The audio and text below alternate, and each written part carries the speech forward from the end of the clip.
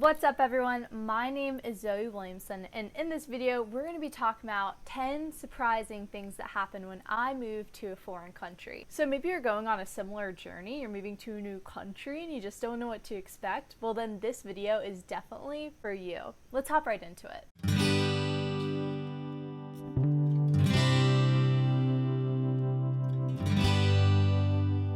Alright, so this video is part 2 to my first video of 10 surprising things that happen when I sold everything I owned. So if you haven't already, go and check that video out. It's going to be here or here, one of the little corners. If you're going through that process, that video will definitely support you as well. So let me give you a quick little background story on how I ended up moving to a foreign country. So my family and I, where there's 4 of us, we moved from the United States to Costa Rica. We sold everything we owned to move here. It's quite a huge adjustment locating abroad, especially when there's things like language barriers that are kind of just a hindrance sometimes. So we're going to be talking about things to be aware of and some tips overall. So let's get right into it. Okay, so tip number 1, know the language. I absolutely understand this can be a really tall order and quite an intimidating challenge to learn an entire new language. Like, there's nothing really initially easy about that unless you know a couple languages on hand. And I now live in Costa Rica, as you guys know, and after 10 months of studying Spanish for an hour a day, I'm still nowhere close to being fluent. But there is hope though. It's just making the effort to know the language, just learning a little bit each day. And I promise you, the very little bit that you do know of the language, it will go really far here. Like, if you know the days of the week and you know times and what open and closed is and the new language that you're trying to learn, you're definitely going to be saving yourself a lot of headache. So just at least learn the basics, all right? And also, I don't know how it's done in other countries, but here there seems to be a lot of Spanglish, which is English, and Spanish, not even separately, but combined. So know your basics. And there's so many different ways to learn a new language. You could do one-on-one tutors, talk with your friends, enroll in a class, whether it's online or in person, or you can download an application like Duolingo or Babbel. I personally, what I do, I go on Duolingo an hour a day, and it's gotten me so far from just keeping up the habit of doing that every day for 10 months. Like, I can speak some pretty well Spanish now. And I know the case will be the same thing for any other language that you're learning in your new country that you just moved to or that you're moving to. Okay, so tip number 2, moving to a new country absolutely will be an adjustment. And when I say this, I mean physically, mentally, and spiritually. I'm going to go in more in depth about these 3 things. So let's go over the physical adjustments first. So the obvious, very obvious thing is you just moved to a new country. Like, that's a physical change. Because of this, your body might kind of go through it initially. And because everything is different, don't be surprised if your body goes through an adjustment period, maybe for a couple months. Nothing to be scared of. It's a new country, okay? Like, there's new water and there's new food. And for me, my first 2 months there, I did get food poisoning because of the different water. And my body wasn't adjusted to it yet. So it went through this like purging kind of process. And then once I pushed past that, I can now drink the water here. Easy peasy. Also, maybe the food or the diet is different there, and maybe you'll gain weight or lose weight just depending on the culture and its health. And for me, I did lose 15 pounds as soon as I moved to Costa Rica, over the course of time, of course, but I didn't even know I had 15 pounds on me when I was back in America. But here, I lost 15 pounds, and I mean, I'm not complaining about it. I thought that was pretty cool. So I definitely got a lot healthier when moving to this country, especially because it is a blue zone. But point being, why I bring this up, don't be surprised if you physically go through some changes. So mental changes. It's a new culture and there will be some shifts guaranteed, whether it's being more curious about the country or you'll learn how to be a better problem solver. So like I said, for example, the language barrier, when you are faced with tasks like that, you can't help but problem solve and grow or shift in some sort of way mentally. So rather than running away from the challenges, like honestly, there's no running away from it when you live in a different country. Just lean into it, embrace it, and just expect the challenges, because that's just part of the fun, moving to a different country, just navigating it. Okay, so spiritually, moving to your new country, there might be some different spiritual practices that goes on there. So me personally, I have noticed some spiritual shifts, so to speak. When I moved from northern Costa Rica to more southern Costa Rica, I did end up finding a church where I live now in southern Costa Rica, and because I found that community within that church, my my faith has grown a ton. So point being, stepping into a new country, you might notice some spiritual shifts. Okay, so tip number 3, money conversions. Absolutely know your money conversions. Know the basics, your ones, your twos, your fives, and your $10 bills. Like, what's that equivalent to? And this is super important to just like know and have it memorized, because one, transactions can be really, really fast, especially when you're at the farmer's market, and you don't want to be the sort of person who's like bumbling for your calculator when there's like a huge line behind you and it's like, oh no, I have pressure, and then maybe you get ripped off or whatever. And 2, I just mentioned it, there are scams that do happen, and chances are if you're coming from like the United States or Canada and you're going to a country more in Central or Southern America, or even Africa, or countries along those lines, you will stand out as a foreigner. And because of that, sometimes people see that as an opportunity to scam or to steal, and it's really unfortunate, but that's just the truth. And for me here, I have experienced a lot of times where people did try to scam, and the reason why they didn't get away with it is because I did know those money conversions. So very important to know your money conversions. So number 4, understanding the culture and the locals. What's the lifestyle like? How do the locals operate? Is the culture more proper, or is it more laid back? Is it everyone for themselves type of vibes, or is it like a big community where people are really generous? Is it fast-paced? Is it slow-paced? Is it aggressive? Does there tend to be crime? These are really great questions to ask yourself when moving to a foreign country. And moving to Costa Rica, everything is very pura vida vibes here, which I absolutely love. Pura vida translates to pure life, which means that everything is very laid back and you're in the present moment, and it's slow paced, and it's just amazing. This nature behind me is very pura vida, by the way. I will say, for example, this sort of lifestyle or this sort of culture does have its downsides though. I mean, if you say that you're going to meet up at 10 o'clock and the person shows up at 10:30, just knows that's a very normal thing. And this is for any sort of country cultural adjustment. Just understand and kind of meet them where they're at, because ultimately this isn't our country, we're visiting it, and we get to respect it.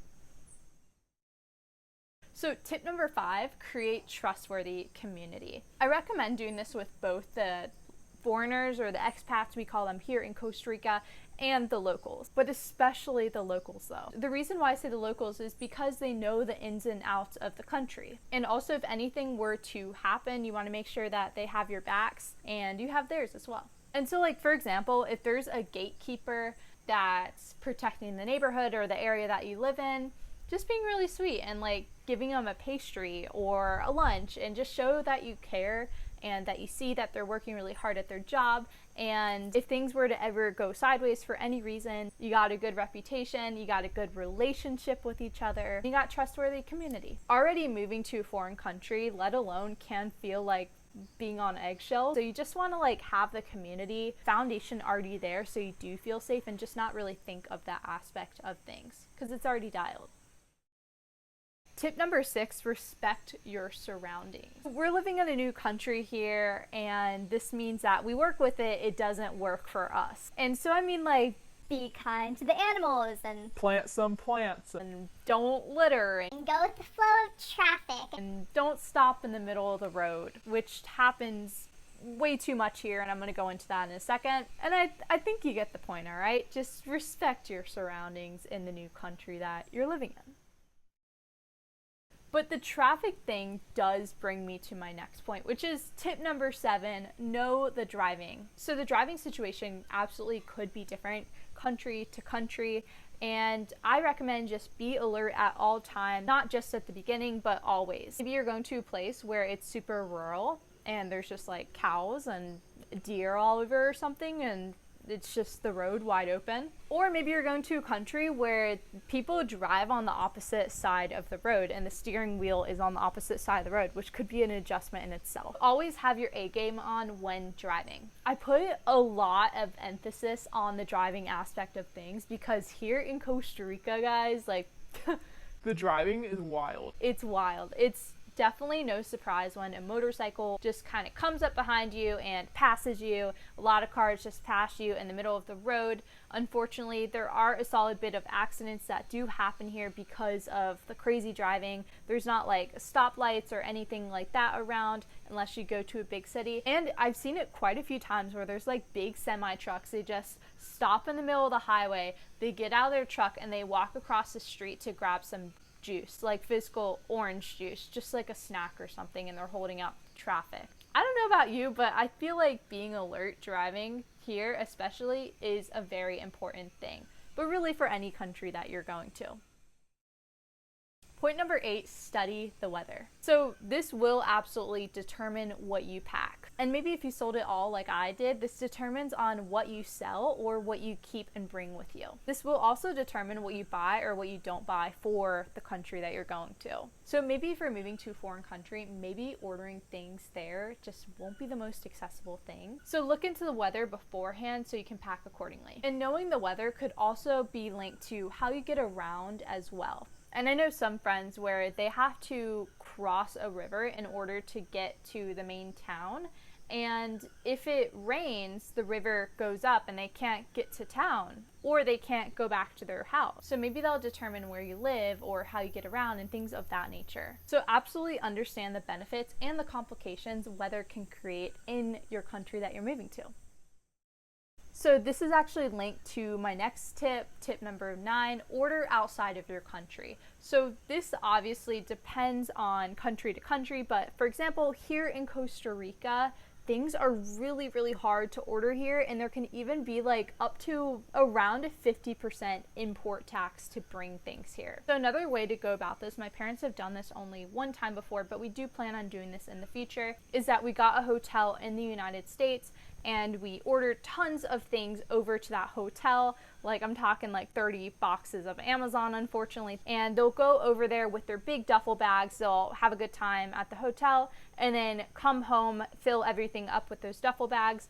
And then they literally just overrode the almost 50% import tax they would have had if they just shipped things directly to Costa Rica. So what I recommend to avoid all this is just order ahead of time, or just learn to be content with the things that you do have. And that's something that I've really been stoked with.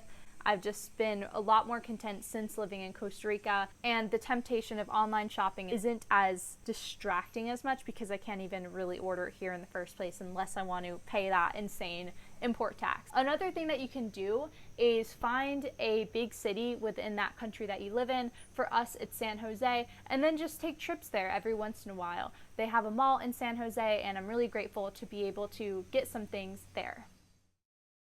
Alright, so it's time for the last tip. I'm really glad you guys have stuck with me so far. Tip number 10, be flexible. So this is absolutely key if you want to stay in the new country that you're moving to or that you just moved to. And I can tell you for a fact, time really will be the test, whether the country sucks you in and you absolutely love it and it just works with you, or it spits you out. And I know so many people who have come to this country and have actually went back to the country they originally left because of so many different reasons, whether it's money or getting around or the language barrier or just new living in general or being homesick. Like there's so many different reasons, but time will be the test of this. And above all, be flexible with this process. And nothing to worry about though, because this sort of pressure, it does create diamonds. And something that has really shown through with our family, specifically my dad, is the character trait of resiliency.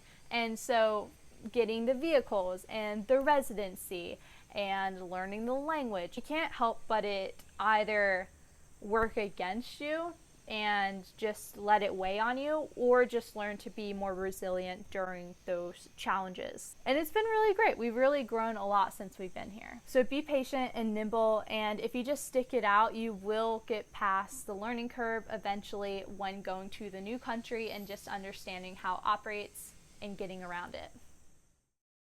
Alright, so I hope this video supported you. I know I mentioned Costa Rica a solid bit. My YouTube channel actually is about Costa Rica, so if you want to see more of my family and I's journey of selling everything we own and moving to this country, definitely be sure to check out my channel. If you like this video and it supported you, be sure to give it a thumbs up, subscribe, hit that notification bell, and drop a comment. I'd love to know if I missed out on any tips, or if you'd add any tips, or one really resonated with you. Love to hear back from you guys. Or if you're moving to a new country, drop that in the comment below too. I'd love to know. I hope you guys had a wonderful day, and I will see you in the next video, which will probably be more vlog style, but I do plan on creating more of these talking videos. Have a beautiful day, and I will see you guys soon. Bye!